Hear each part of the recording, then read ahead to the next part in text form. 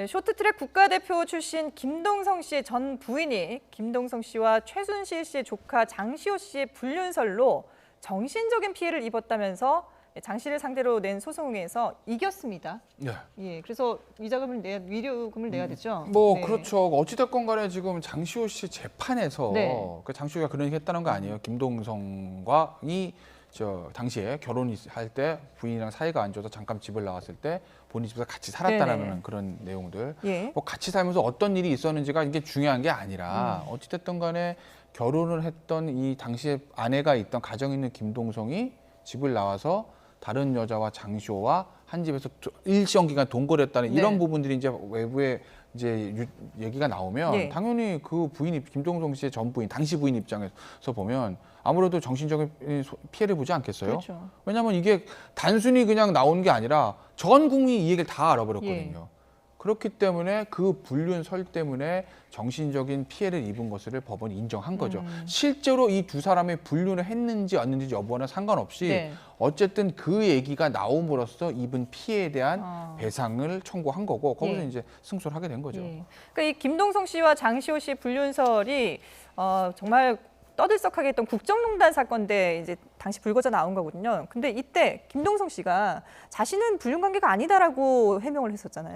뭐 지금 김동성 사건을 계속 보면 끊임없이 자기는 아니다 이야기를 하고 있거든요. 사실 네. 지금 이 건뿐만 아니라 제가 알고 있기로는 이 전처가 세 사람에 대해서 불륜 관계가 있었던 사건을 지금 이제 그 위자료 소송을 진행하고 있고 그 중에 하나가 지금 장시호 사건인데 예. 그때마다 김동성 씨는 나는 그냥 뭐 문자를 주고받고 그다음에 아는 사이고 네. 그 사람이 나에게 관심이 있었다 이런 이야기를 하고 있는데 사실 모르겠습니다. 분명히 유부남이었고 예. 그 당시에 그리고 일정 부분 어떤 그 형법상 간통죄는 없어졌지만 일정 부분 불륜이라고 의심할 만한 정황적인 증거가 있었기 때문에 법원에서도 이 부분에 대해서 분명히 그 위자료를 요구를 했고 그때 그 전처가 이런 말을 해요. 아이들까지 다 알았기 때문에 자기는 이사 갈 수밖에 없었고 전화 갈 수밖에 네네. 그 마음은 분명히 이해될 수 있는 마음이거든요. 그렇죠. 그리고 아마 5천만 원에 대한 위자료에 대한 청구를 했는데 700만 원밖에 인정되지 네네. 않아서 그 부분에 대해서도 조금 아쉽다라는 생각은 분명히 들고 있습니다. 이게 아마 제가 판결문 사실 저희가 볼 수가 없어서 그냥 네네. 개인적인 거기 때문에 그래서 제가 단정적으로 말씀드릴 수는 없는데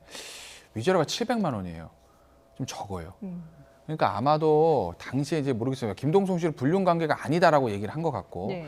이 재판에 뭐 장시호 씨가 나와가지고 증언을 했는지 그건 모르겠어요, 제가. 네. 그런데 아마 김동성 씨하고 장시호 씨하고 같은 집에서 동거를 한 건 팩트잖아요. 네. 근데 동거를 하면서 정말 진짜 뭐 남녀에서 어떤 관계가 있었는지 아니면 진짜 같은 집에서 방 따로 쓰고만 있었는지는 그건 모르는 거거든요. 네. 그러니까 그 부분에 대한 건 아직 안 밝혀진 것 같아요. 그러니까 만약에 거기서 두 사람이 그냥 같은 집에 뭐 그냥 동거만 한 게 아니라 연인 관계였다라는 예. 게 판결에 적시가 되면 위자료가 더 나왔을 거예요. 제가 봤을 때는. 그렇다고 해서 뭐 5천만 원 다 나온 건 아닌데 700만 원보다는 더 나왔을 거예요. 제 경험차. 그러니까 어떻게 보면 재판부가 그 한 집에 거주했다라는 그렇죠. 일시적으로 거주했다라는 그 부분에 팩트를- 대해서만 예. 인정을 한 것이다. 네, 왜냐하면 이게 지금 김동성은 아니라고 하고 예. 완전 사실 두 남녀 사이에 두 사람이 있었던 일을 우리가 알 수가 그렇죠, 없잖아요. 예. 김동성은 아니라고 확실히 아니라고 하고 만약에 장시호 씨가 나와서 사실은 제가 김동성 씨랑 동거하고 같이 사귀었어요. 뭐 네네네. 연인 관계였어요. 그렇게 진술을 해주면 모를까? 그게 아니라면 예. 그게 아니라면 그 부분에 대한 게 사실 회색지도 남을 수밖에 없거든요. 네네. 그러면 재판부 입장에서 보면 그건 회색인데 동거한 건 팩트야. 그럼 어쨌든 동거를 함으로써 이게 외부에 알려짐으로써 국민들 제3자 입장에서는 그러면 김동성과 장시호가 같은 집에 살았다는 거 뭐가 있었던 거 아니야? 네네네. 이렇게 생각을 하게 될 거고 그러면 그 아내가 입는 정신적 충격은 인정될 수 있는 건 그렇죠. 아니에요. 예. 그러니까 동거했다는 그 사실만 가지고도 정신적인 손해는 발생을 한다. 네. 이렇게 보고서 이제 그 위자료를 한 700만 원 정도 책정한 거 아니겠는가? 예. 이렇게 보는 그렇군요. 거죠. 근데 지금 앞서도 잠깐 말씀하셨습니다만은 김동성 씨의 경우에는 이 장시호 씨와의 불륜 문제만이 아니라 이 어머니를 청부 살해를 시도했던 여교사와도 네. 또 불륜설에 휩싸였지 않습니까? 이 사건은 그러면 어떤 결론이 나올까요? 좀 이거 전망을 제일 해볼 수가 처음에 이 있을까요? 사건을 봤을 때 예.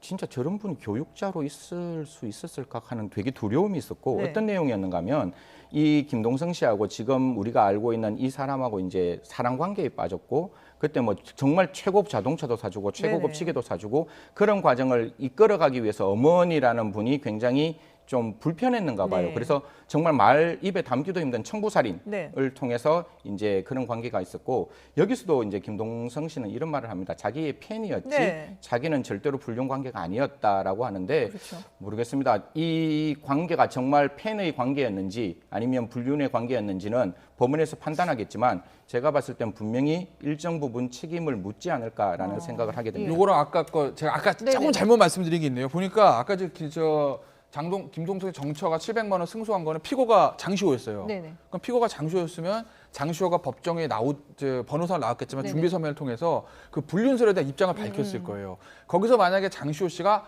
동거만 한 게 아니라 연인 관계였어 이렇게 얘기했으면 위자료가 더 나왔을 거예요. 네네. 근데 700만 원 나온 거로 봐서 장시호 씨는 동거한 건 맞는데 우리 연인 관계 친구 아니야. 사이다. 나 네. 방만 빌려줬어. 네네. 이렇게 얘기를 했을 거예요. 네네. 그러니까 위자료 700만 원 나온 건데 네. 그럼 지금 이제 우리가 얘기가 나왔던 여교사, 살인 사건 예. 여교사 그 사건 같은 경우에는 이 여교사가 두 사람이 연인 관계였다고 그 형사재판 과정에서 얘기했다는 거 네네. 아니겠어요?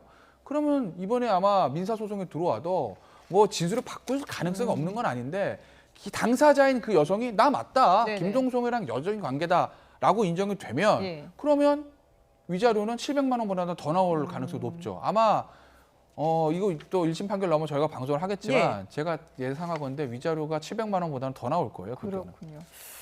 자, 네, 오늘 말씀 여기까지 듣도록 하겠습니다. 네, 지금까지 뉴스픽 김태현 변호사 그리고 승재현 한국형사정책연구원 연구위원과 함께했습니다. 두 분 말씀 잘 들었습니다.